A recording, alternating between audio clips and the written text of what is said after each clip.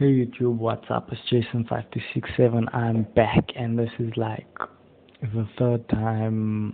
Well, I'm not sure if it's the third and fourth time or whatever, but basically I started this habit of uploading once every week, and this time I have no excuse. I'm just lazy, and I've been watching lots of anime, and I've been doing lots of clashy things and lots of real life things. So firstly, I want to apologize for the bad internet at the start of this video. I mean, my internet's not very reliable.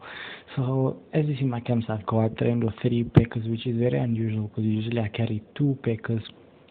Now, thing is, I'm experimenting against raiding Inferno bases, and as you see there, my first experiment with Valkyries went very bad, mainly because the Valkyries ran outside of the base. Secondary reason for that was because, well, the Dual Inferno mowed down the Valkyrie so fast, it was unbelievable. So yeah, now on this guy, his base, he had a little trick where you see there's a small hole in the wall there. So the wall breakers kind of broke open one compartment, and then they ran straight out of the base through that hole. And yeah, it was a fail. And then, you know, the rest of my troops got mowed down by the 3 exposed multi-infernos and level 6 mortars, and it wasn't very pretty. Also had clan castle troops, and like, I'm too embarrassed to show that replay because it sucked. But will I ever show my go wipe attempt with 4 Valkyries in this raid was completely wasted, and I am planning to take them out. While as you saw my camps, take out the Valkyries completely and just go full on go wipe with 3 packers, because the Valkyries at level 2 simply don't have enough HP to withstand the multi-infernos. So as you see there, I activated my beast YouTuber mode, and the internet's like seriously laggy. I do apologize again for that. But while this is lagging, okay, and I was done lagging, I was going to talk about something, but we'll get back into that late into the video. As you can see, this base is very premium. He does have all, well, the Dual Inferno and the 3 expos. I mean, but expos aren't really much. His base is very premium. I mean, this is a Town Hall 7, but like super buffed Town Hall 7. So the Valkyries go in there, they get mowed down. I mean, they stand no chance against that Inferno towers. I mean, okay, now when I look at it, it's not that bad, but as soon as the other defenses start hitting, I mean, the heal spot, I decided to take that out and replace with a lightning. So as you can see, packers do extremely well against Inferno towers, and I'll explain the basics of how Inferno towers work in the next video, and how you can combat Inferno towers as a lower town hall, be it single or multi-infernos. Now, I really don't recommend trying single infernos, but there are ways to combat multi-infernos, which I'll go into, and I'll explain the theory behind how you could beat single inferno towers also, but I wouldn't recommend trying it because it's not as reliable as the system against multi-infernos. So that raid's basically along the lines of what you'll be seeing during my push on the way to Champions League. I'll be looking for Premier Town Hall 10s or Max Town Hall 9s, or basically any Town Hall 9 or lower to raid, so that I can get some trophies. So this is basically a clan war, and I want to say, after all this, you know, raiding high level guys, now that guy might have looked weaker than a Max Town Hall 8, but I can tell you for a fact, he was about quite a bit stronger than a Max Town Hall 8. I mean, like a lot stronger. So I raided 2 Max Town Hall 8s in this war, and I 3-starred both of them, but I mean, my troop placement was horrible. Like, the raids sucked. I mean, these raids were horrible. I mean, I just want to say, this guy's base is ugly, but that's besides the point. I mean, my troop placement here was horrible. I mean, it was disgusting. But Town Hall 8s are just so weak that there's like, I don't know, maybe your troops, like, as you get experienced and you understand what you do wrong in your raids, it's almost as if your troops are stronger. Now, I'm not saying that actually happens, but it's like, it's just my imagination. I know that. But I mean, had this been before all my experience with Go Wipe and Go Weaver and all that, I guarantee you this would have been a fail raid. I would have got 1 star. Well, I do say spell placement was quite nice on this raid and on the other raid, but troop placement sucked. I mean, look at the packers and the king going outside there.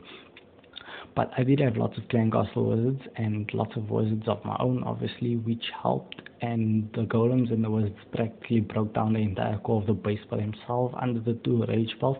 And if you didn't see, he had some wizards, and I'm not sure if he had a witch in this one or not, but he did have some seriously heavy maxed out clan castle troops, and the lightning spell took care of that. This just shows you don't need to lure the clan castle.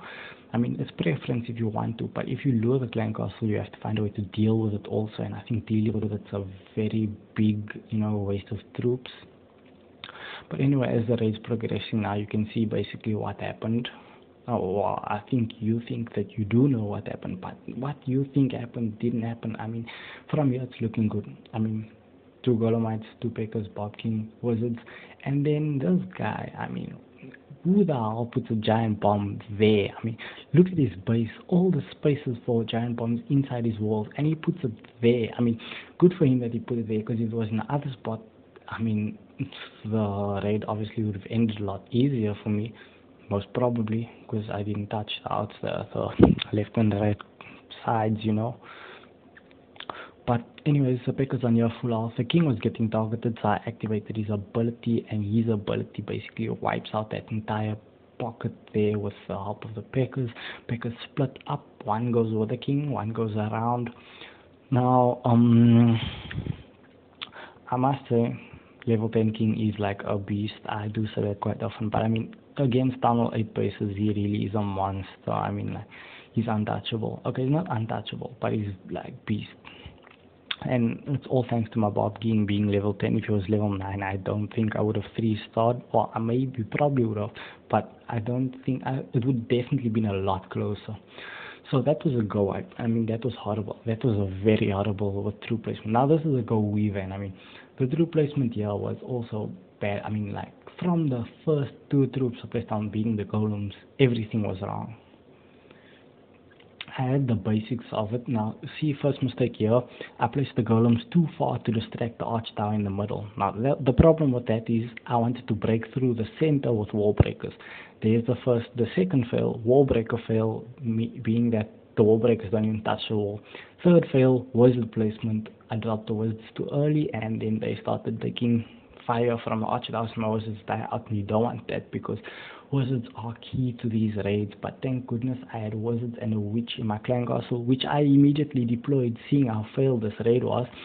So there's another wall breaker fail. I wanted to break those 2 walls open, but not to make my troops go to the side, just because that walls had to be broken for the center compartment to be broken.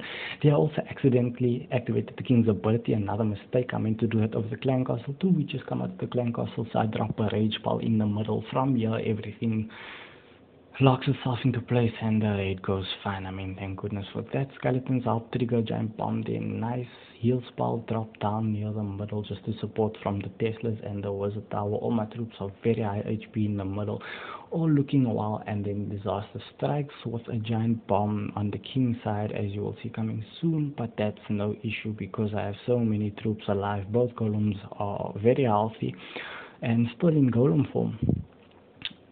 And the witch is still alive. I have 2 Valkyries left on the field.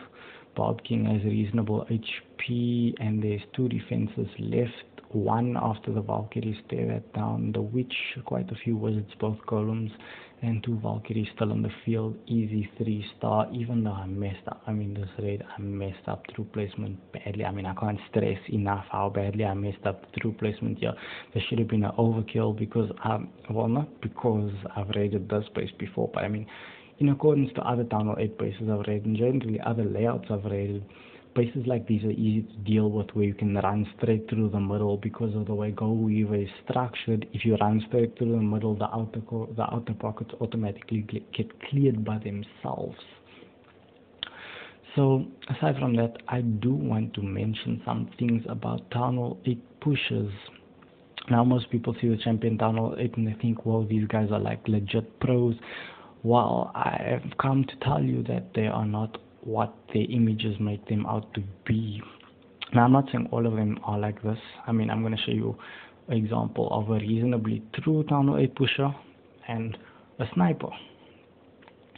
So my respect goes out to Dave's vision though. I know that guy's a beast. I mean, he really raids legit up in champions. Like, so this guy Duffman, he's the leader of Elite 8, and he's got Go Wipe Trend.